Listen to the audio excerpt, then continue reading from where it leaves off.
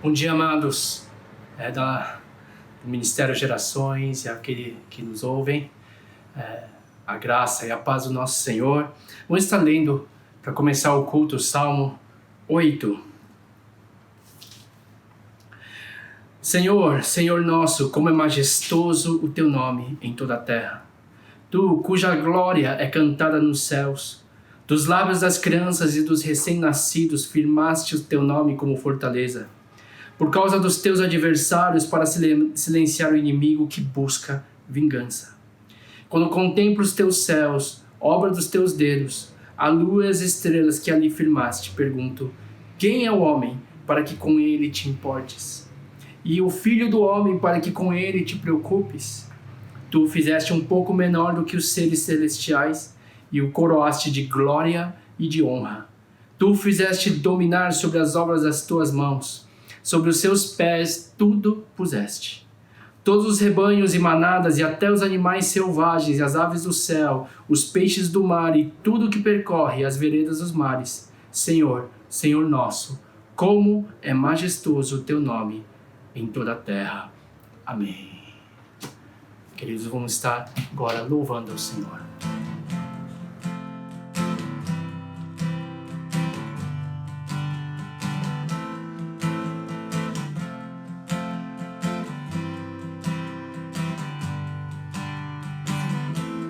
Nada vai me separar, mesmo se eu me abalar, teu amor não falha.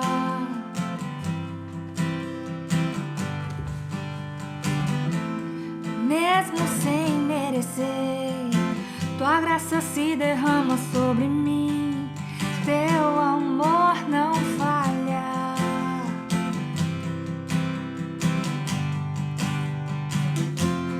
Tu és o mesmo para sempre, teu amor não muda. Se o choro dura uma noite, a alegria vem pela manhã. Se o mar se enfurecer, eu não tenho que temer, porque eu sei que me amas, teu amor não falha.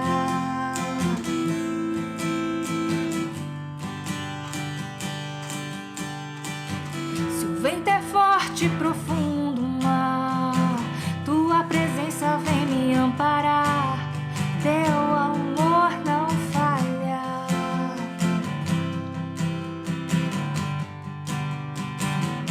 Difícil era o caminhar, nunca pensei que fosse alcançar, mas teu amor não falha.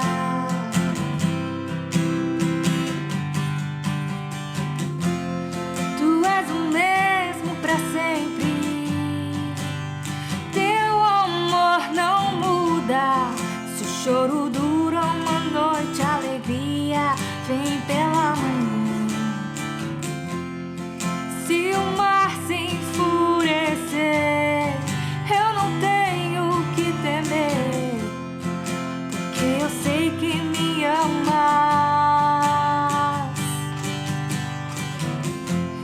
Tu és o mesmo para sempre, não muda. Se o choro dura uma noite, a alegria vem pela manhã. Se o mar se enfurecer, eu não tenho que temer, porque eu sei que me amas, teu amor não falha. Jesus, teu amor não falha.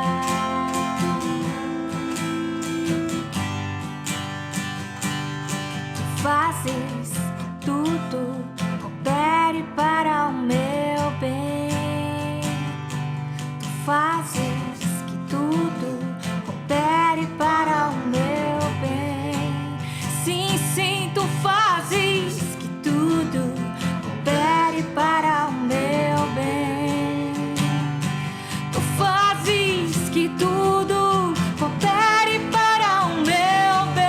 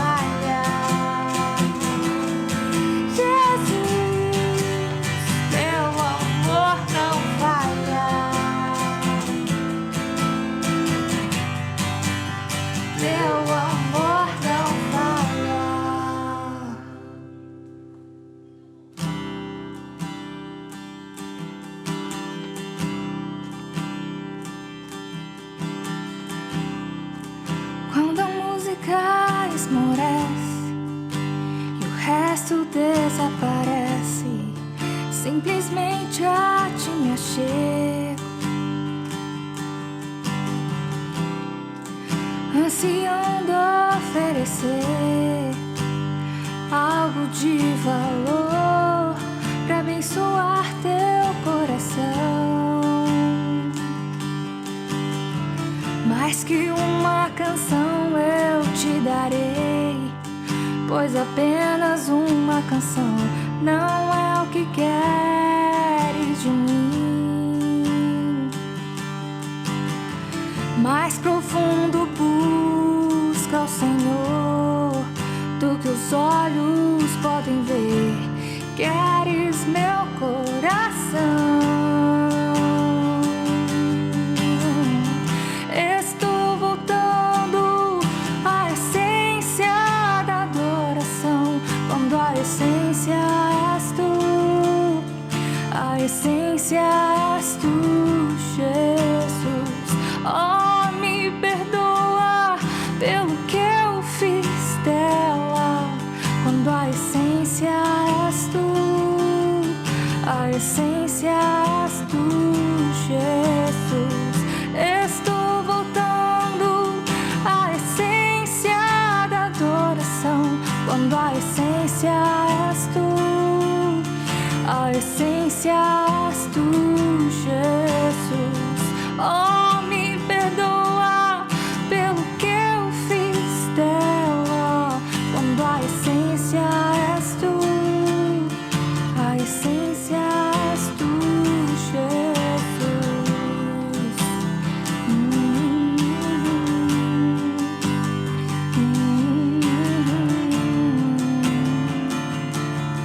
A essência és tu, Jesus. Essência és tu, essência és tu. A essência és tu, Jesus. Hei de mensurar meu valor, ninguém pode expressar quanto és digno.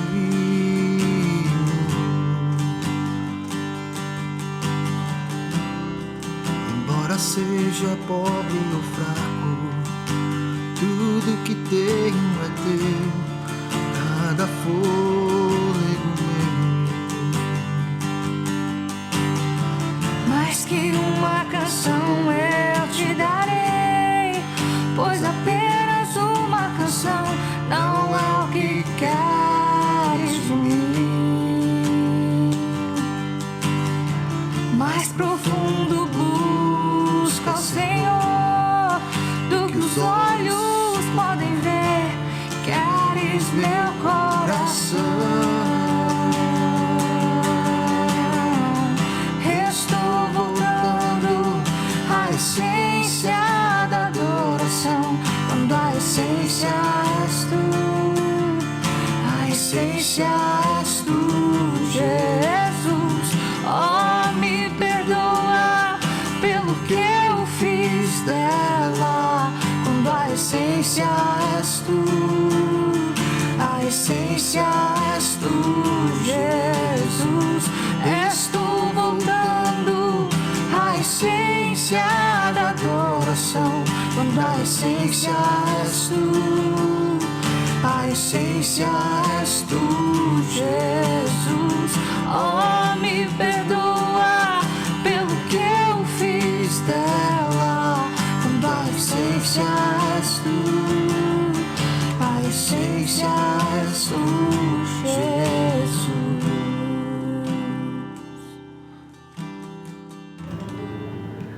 Queridos, vamos estar lendo agora João capítulo 21, versículo 14. Esta foi a terceira vez que Jesus apareceu aos seus discípulos, depois que ressuscitou dos mortos. Amém. Daqui a pouco a gente continua a ler. Como nós vimos na semana passada, Jesus já havia ressuscitado e ele apareceu a Maria e depois aos discípulos 2 vezes. Ao aparecer a Maria, ele consolou Maria, fortaleceu Maria com a sua voz em meio a toda a tristeza que ela estava. E Jesus veio no meio do medo dos seus discípulos, né? E ele derramou a paz dele e os enviou como mensageiros dessa paz. Depois, sobre as dúvidas de Tomé, não somente ele dissipou as dúvidas ao aparecer a Tomé, mas também os desafiou, a ele e a todos os discípulos, a não viver pela vista, mas pela fé. Então João nos traz relatos, né, das aparições de Jesus, e hoje eu li no versículo 14 a terceira aparição. E como foi essa aparição? A gente pode ler agora os versículos 1 a 8, se você puder continuar aberta a Bíblia em João capítulo 21, versículo 1 a 8, é o que a gente vai ler. Depois disso, Jesus apareceu novamente aos seus discípulos à margem do mar de Tiberíades. Foi assim, estavam juntos Simão Pedro, Tomé, chamado Dídimo, Natanael de Caná da Galileia, e os filhos de Zebedeu, e 2 outros discípulos. Vou pescar, disse-lhes Simão Pedro. E eles disseram, nós vamos com você. Eles foram e entraram no barco, mas naquela noite não pegaram nada. Ao amanhecer, Jesus estava na praia, mas os discípulos não o reconheceram. Ele lhes perguntou, filhos, vocês têm algo para comer? Eles responderam que não. Ele disse, lancem a rede do lado direito do barco e vocês encontrarão. Eles a lançaram e não conseguiam recolher a rede, tal era a quantidade de peixes. O discípulo a quem Jesus amava disse a Pedro, é o Senhor. Simão Pedro, ouvindo dizer isso, vestiu a capa, pois havia tirado, e lançou-se ao mar. Os outros discípulos vieram no barco, arrastando a rede cheia de peixes, pois estavam apenas a 90 metros da praia. Amém. Amados, lembrem-se que antes dessa aparição, Jesus já havia se manifestado a eles, aparecido a eles nas outras 2 vezes. Nessas 2 vezes que apareceu, a Bíblia não relata o que exatamente Jesus teria conversado na casa onde os discípulos se encontravam. Mas o que aparentemente nós vemos aqui é que os discípulos, até agora, quando a gente lê esses 8 versículos, eles ainda pareciam desorientados, tipo, daquilo deles não saberem o que ia ser deles, né? Sem senso de direção, sem senso de missão. E Pedro dá a sugestão de irem pescar.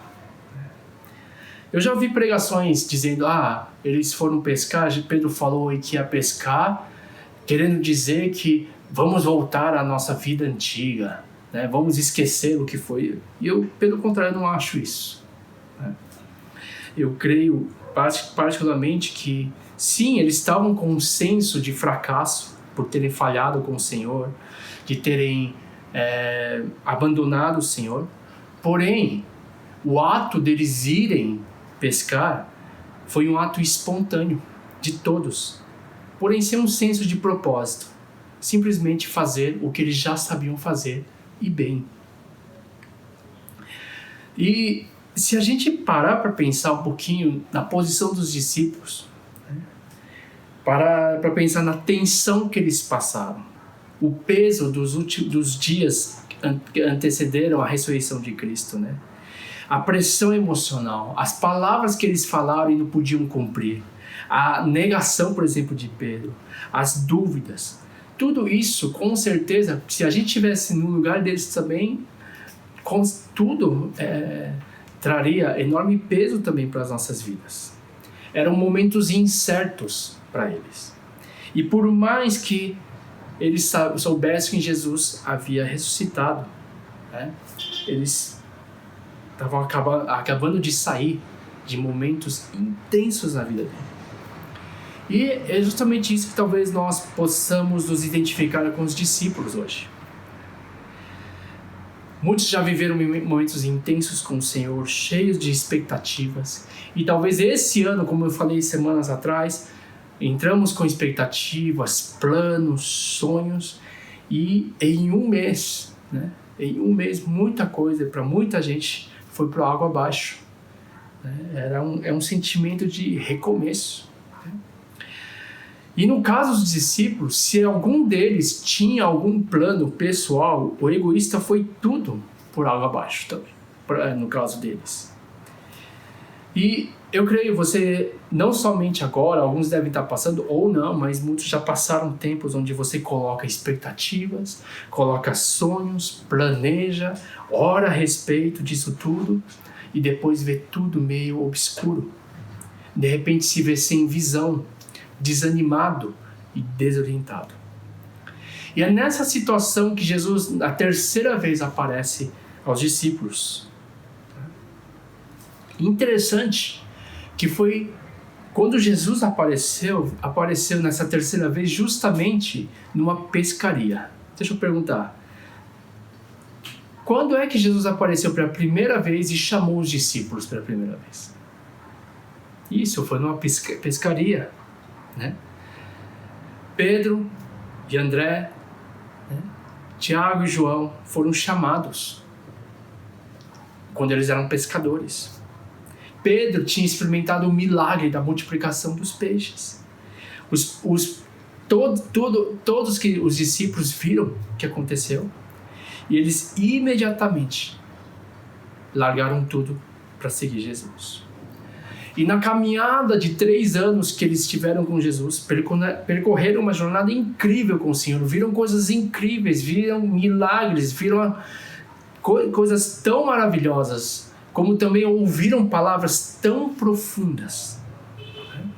Mas também, durante esses 3 anos, foram desafiados, eles foram forjados, foram ensinados, foram confrontados, tiveram que lidar com orgulho e também com motivações erradas, terrenas e longe daquilo que muitas vezes Jesus estava pregando.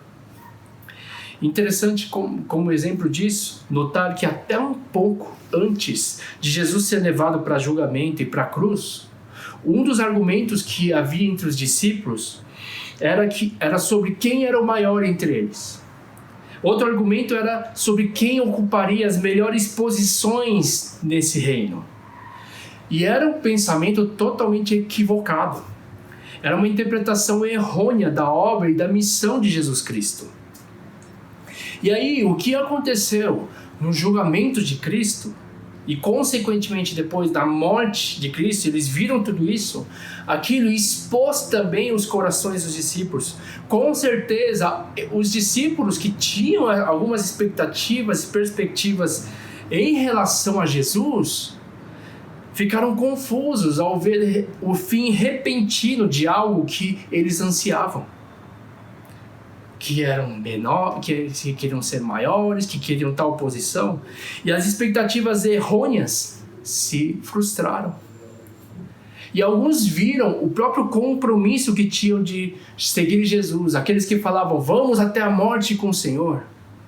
Eram declarações que no meio dessas, diante da morte, diante de tamanha perseguição, sucumbiram.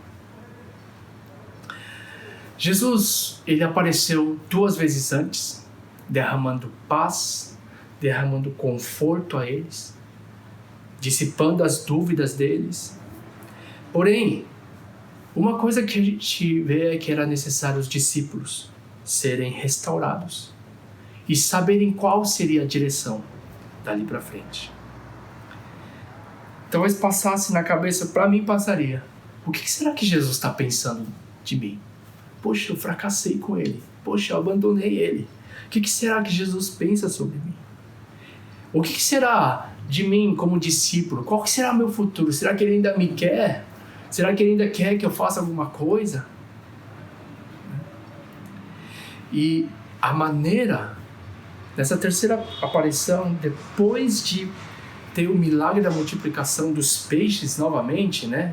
De pegar muitos peixes, a maneira como Jesus vem e restaura os discípulos é maravilhosa. Meus amados, antes de continuar uma reflexão, esses tempos são importantes. Eu queria só frisar uma coisa, que Quando Jesus vem e restaura os discípulos, ele vem no lugar onde eles foram chamados. Para mim é bem significativo isso. Jesus se encontrou novamente com eles no lugar de pescaria, num barco, e realizando o primeiro milagre que eles tinham visto, né? Quando foram chamados, a dos peixes. E meus amados, esses tempos difíceis, creio que é um tempo de contínua reflexão. Muita gente está refletindo nesse tempo. E para muitos que tinham expectativas para esse ano, é como se precisassem começar tudo de novo. Começar é difícil. Quando a gente começa algo novo é difícil, mas como é novo, como temos a novidade, há uma motivação. Mas recomeçar é muito mais difícil, pois quem já percorreu o caminho sabe o caminho das pedras, sabe como é difícil, né? E sabe o que a gente vai precisar remover do caminho. Mas tem uma coisa pior, é ter que recomeçar com um sentimento confuso, desorientado. Isso eu acho que é pior, de não saber como agir. E os discípulos estavam numa situação assim. Eu creio que é um tempo hoje de refletir e voltar ao que é fundamental. Poder pegar esse tempo que nós temos e poder refletir sobre o que é realmente fundamental. A gente falou há 3 semanas sobre isso. E eu creio que você já ouviu essa frase, né? Que crise é oportunidade. Muita gente está falando hoje isso, né? Mas pensando sobre isso, quando eu estava de cama há anos, eu creio que você já sabe dessa história, e quando o médico falou que eu poderia morrer, né? Da forma como eu estava, aquilo foi como um choque, né, para a minha alma. E me fez refletir naquele tempo em como eu gostaria de gastar a minha energia, se Deus me desse mais tempo de vida. E eu percebi que, passando por aquilo, muita coisa dentro, você começa a refletir, renovar, estabelecer alguns valores, e você vê que aquele tempo que foi tão difícil, né? Aquele tempo que houve medo, houve dificuldade, houve um certo desespero, você vê que depois que passa isso, o que acontece? Você vê uma oportunidade que Deus deu para recomeçar e para reavaliar. E para onde nós vamos gastar a nossa energia? E essa é uma boa pergunta para fazermos para nós mesmos. Aonde gastaremos o nosso tempo e onde gastaremos a energia? Esse tempo e a energia e a força e a saúde que nós temos, né? Que Deus tem nos concedido. Eu creio que é uma grande oportunidade para nós. A gente orou essa semana por empresários, tem vários empresários também que devem estar ouvindo agora, mas orar para que esse seja um tempo, sim, vão vir tempos difíceis, mas que Deus possa refazer e rever as nossas motivações, para que quando tudo recomeçar, tudo venha com um propósito, e eu gostaria de falar e desafiar os meus irmãos que venham com um propósito atrelado e principalmente centrado na expansão do reino de Deus. Eu creio que é um tempo em que o Senhor tem dado para nós. Mas também, de qualquer forma, eu creio que é um tempo de voltar. Voltar, no nosso caso, a nossa caminhada com Jesus. Eu falei semana retrasada que muitos têm redescoberto o amor por Jesus, que há longo havia se perdido.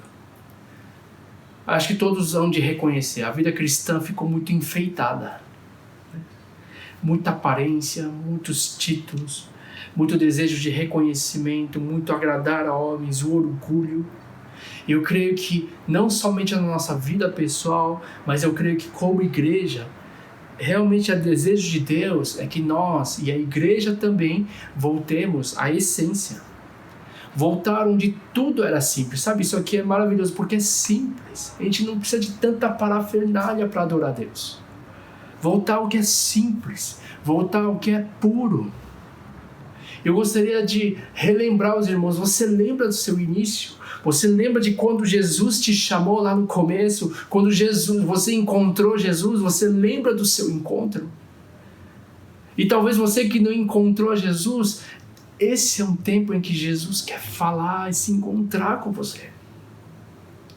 E você lembra que no começo, como tudo era simples, mas ao longo do tempo a gente se enche de atividade, a gente começa a se preocupar com aquilo que não é tão importante, gasta tanta energia naquilo que não é tão importante, com trabalhos. E começamos a perder a alegria, a simplicidade. E eu creio que esse é um tempo de volta à simplicidade. Volta à essência. E Jesus encontrou os discípulos, depois da ressurreição, se eles tinham motivação errada, agora eles não tinham mais nenhuma motivação. Ele encontrou os discípulos quando estes não tinham mais expectativas mundanas a respeito de Jesus. E sabe, Jesus vem restaurar e o quadro maravilhoso se mostra depois. Os discípulos experimentaram o quê? O milagre da pescaria. 153 peixes, do nada, surgiram, foram pescados. E imagina, se fosse eu e você, a gente estaria revivendo a primeira vez que a gente encontrou Jesus. Né? Eles encontraram Jesus numa pescaria e de novo eles estavam diante da mesma cena. E essa é uma coisa que eu creio que Jesus tem trazido. Tempo de reviver o início de tudo em nossa vida. Tempo de restaurar os nossos valores, os valores simples que a gente tinha do Evangelho. A paixão por Jesus, a simplicidade, a motivação em agradar a Deus. Sabe quando só tem Jesus? É amar a Jesus. A vida cristã tinha que ser simples. Amar a Jesus, amar a palavra dele, amar os irmãos, servir com o coração de Cristo. Tudo isso. Todo o resto que ocupa e tira a centralidade de Jesus na nossa vida não tem sentido, gente. Mas continuando o texto, em João capítulo 21, 10, Jesus diz: traga algum dos peixes que vocês acabaram de pegar. E o que vemos depois é algo maravilhoso, mas versículo 9 tem esse versículo. Quando chegaram, encontraram um braseiro no qual havia um peixe e pão. Jesus estava esperando a eles e havia preparado uma refeição para eles. E no versículo 13 de João 21 diz: então Jesus lhes serviu o pão e o peixe. Jesus preparou o alimento e Jesus serviu o alimento. Ele serviu os seus discípulos que haviam falhado com ele. Pense no seguinte: se você houvesse falhado, imagine que você está numa empresa, você faz uma baita de uma besteira na empresa, dá um baita prejuízo numa empresa, e aí tem um patrão, e o patrão te chama. Eu vou dar duas alternativas. Você preferiria que seu patrão te chamasse no escritório dele, ou seu patrão te chamasse para comer no fogo de chão? Não tem nem dúvida, né? Escritório, né? Não estou brincando, é fogo de chão, né? Mas por quê? Por que a gente fala restaurante simples? Porque a mesa, compartilhar comida é um lugar de relacionamento e não somente uma reunião formal. Na cultura judaica, quando alguém convidava outra pessoa para sua casa, para sentar à mesa, para comer junto, isso é um sinal de oferecer amizade, intimidade, de querer conhecer você. E Jesus, de novo, estava convidando os discípulos à mesa. O que quer dizer isso? Gente, os discípulos haviam falhado com Jesus. Haviam abandonado, eles encontraram Jesus. Mas, gente, essa palavra, né, esse convite de Jesus à mesa é um convite à amizade, é um convite à intimidade. Fala: vocês ainda são meus amigos. O quanto isso foi encorajador para os seus discípulos. E Jesus, ao partir o pão e o peixe, o que viria à memória? Primeiro, todas as vezes que eles compartilharam a comida juntos. Jesus estava acostumado a compartilhar a mesa junto com seus discípulos, comia junto, é um lugar de intimidade. E aquele partir o pão e o peixe era um convite de novo à intimidade com Jesus. Mas também, uma lembrança também do poder de Cristo. Na multiplicação dos pães e peixes. Na multiplicação também dos peixes que eles pegaram do barco. Relembrar de quem ele era. E Jesus estava ali para restaurar a sua comunhão e de relembrar quem era ele. Olha o versículo 12, capítulo 21 de João, diz: venham comer, disse Jesus. Nenhum dos discípulos tinha coragem de perguntar: quem é você? Pois sabiam muito bem que era o Senhor. Quem poderia ter feito aquilo? Somente Jesus. Meu querido, hoje, nesse tempo que estamos vivendo, Jesus nos convida a restaurar a nossa comunhão com Ele. Ele já preparou uma mesa para nós. A gente estava tão atarefado antes na igreja, não é? Aqueles que servem na igreja. Cara, como a gente é atarefado, mas também atarefado em nossa vida diária. A gente ficou tão corrido, em São Paulo é uma doideira aqui, a gente fica tão corrido em São Paulo que a gente fala, não temos tempo para nada e nós não temos tempo para aquilo que é importante. E hoje o Senhor nos convida a sentar à mesa dele, a comer com ele, a ele te alimentar. Mas também eu creio que é um tempo de relembrar de novo que ele vive. Jesus é poderoso. E ele mostrou mais uma vez o seu poder aos discípulos. Na semana eu pedi permissão para compartilhar um testemunho, né? E eu gostaria de compartilhar com os irmãos. Antes de eu sair no meu tempo de férias, foi começo de abril? Não, foi começo de março.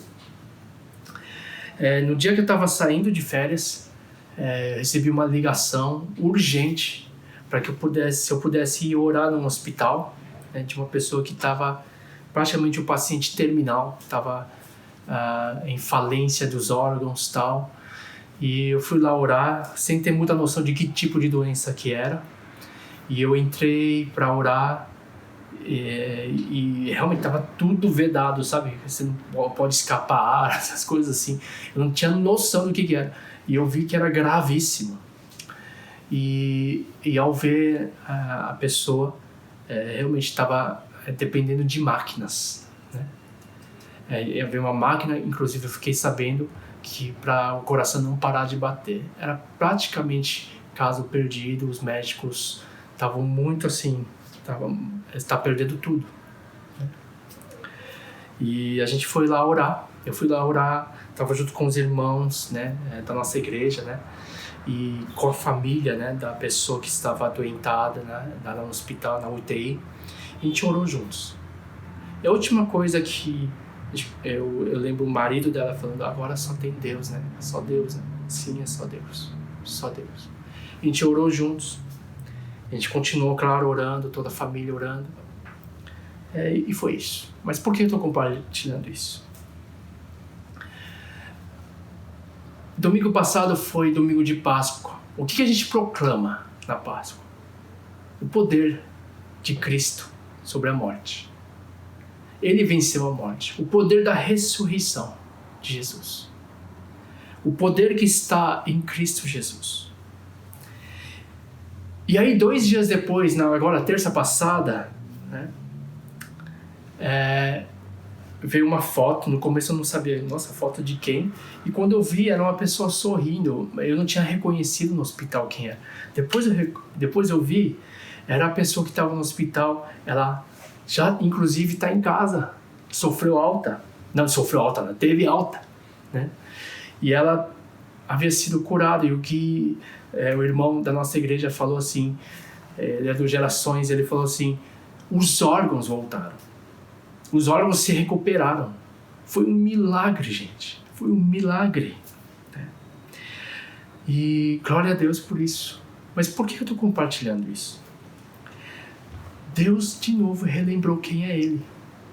Lembra que eu falei? Os discípulos lembraram, que reconheceram, nem perguntaram, sabia que era Jesus. É Jesus. Só Jesus pode fazer isso. E Ele me relembrou de novo. É meu Senhor. Esse é o nosso Senhor. Ele ouve nossas orações. Ele ainda cura hoje. Ele cura hoje. De como Ele é amoroso. E foi um lembrete para mim. Eu gostaria de realmente encorajar os irmãos nessa manhã. Foi um lembrete que, por mais que achemos, porque sinceramente, em uma parte do meu coração, a gente orou com fé, mas depois fala, mas Deus, será? Será que... Espero, a gente fala, espero que seja curado. Mas, sabe, era um caso perdido, né? Porém o Senhor trouxe a vida de novo. E eu queria falar para os irmãos, por mais que achemos que a situação está perdida, por mais que seja difícil você achar que pode se levantar de novo, por mais que você fale, vai ser difícil a caminhada, e talvez alguns acharem, está acabado, como eu já ouvi. E eu queria dizer que enquanto nós temos a nossa confiança em Jesus, e deixarmos o controle de tudo nas mãos dele, e confiarmos nele, ele fará a vontade dele. Ele fará o que bem aprouver. A nossa tarefa é simples, entregar para ele. Entregar suas dificuldades, entregar o seu sofrimento de agora, entregar a situação que você acha que está perdida diante do Senhor e falar, Deus, eu não tenho controle, eu não quero ter controle, Senhor, eu entrego isso nas tuas mãos. Tenho controle de tudo em minha vida. Ele levantou da morte. Ele pode trazer das cinzas vida. Ele pode trazer dos esqueletos vida. E o Senhor restaura o nosso vigor, como a gente meditou em Salmos. Ele restaura o nosso vigor. Traz vida ao que estava morto. E eu oro para que com tudo isso, Deus também renove, restaure e dê propósito a cada um de nós. Mas não somente ter tudo restaurado, porque tem tanta perda nesse tempo, mas ter as coisas restauradas na nossa vida, mas mais importante é ter a nossa comunhão com Ele restaurada. Gente, muito mais do que aquilo que você pode fazer por Ele, mais importante é estar com Ele. De novo eu falo. Mais do que aquilo que você pode fazer por Ele, é muito mais importante estar com Ele. Que o Senhor te encoraje nessa manhã. E eu gostaria de proclamar uma oração, umas bênçãos para os irmãos. Se você puder fechar os teus olhos, eu gostaria de orar com você nesse momento. Jesus, abençoa os meus irmãos que estão agora nesse culto. Eu oro, Pai, para que nós possamos voltar à simplicidade, ao nosso amor simples e genuíno por Jesus. Jesus, Jesus, o nome que está acima de todo nome. Obrigado, Senhor. Senhor, que sejamos lembrados mais uma vez de quão poderoso Tu és e que pode restaurar aquilo que é mais importante em nós. Restaurar nossa comunhão, mas também, Pai, dá sabedoria. Levanta os meus irmãos. Jesus, levanta hoje. Relembra-nos do poder do Senhor. Restaura a alma que está cansada nessa manhã. Restaura a visão. Restaura o propósito. Ou então dá o seu propósito, ó Pai, a cada um dos meus irmãos. E nos faz ver a oportunidade hoje de nos avaliarmos e nos dá a visão de onde vamos gastar a energia, a saúde, o tempo que o Senhor nos deu, até que o Senhor volte. porque cremos que o Senhor está voltando. E, ó Pai querido, queremos gastar a nossa energia para Te glorificar, viver uma vida que Te agrade, ó Pai. Jesus, que possamos estar à Sua mesa, atender ao Seu convite de estar em Sua presença. E obrigado, Senhor, por mais uma vez nos alimentar, servir com a Tua palavra. E, Senhor Deus, obrigado, Pai. Obrigado pelos novos começos. Abençoa, Deus, a cada família também que está hoje nesse culto. Obrigado. Obrigado, Pai, pela família. Senhor Deus, abençoa também os empregos de cada um, Senhor. Pai, abençoa as finanças e abençoa também os negócios. Senhor Deus, nós vamos precisar da Tua sabedoria e o Teu discernimento nesses tempos. Mas nós queremos mais uma vez afirmar, ó Pai, nós queremos entregar as nossas vidas e tudo que temos em Tuas mãos. Confiamos em Ti. Obrigado, Pai. Nós oramos no nome de Jesus. Amém. Meu amado, quero Te agradecer mais uma vez por estar no culto hoje. E como todos sabem, foi decretado pelo governo a quarentena até 10 de maio. Então, provavelmente nós não vamos cultuar presencialmente na igreja, continuamos com nossos cultos online. E eu oro para que cada um tenha a sabedoria do Senhor, a paz do Senhor em cada lar, tá? E também todos que precisarem de oração, nossos contatos estão aí. Não hesitem em mandar mensagem, a gente está aqui para orar. Se precisarem ligar, podem ligar, tá? A gente está aqui para servir a todos vocês.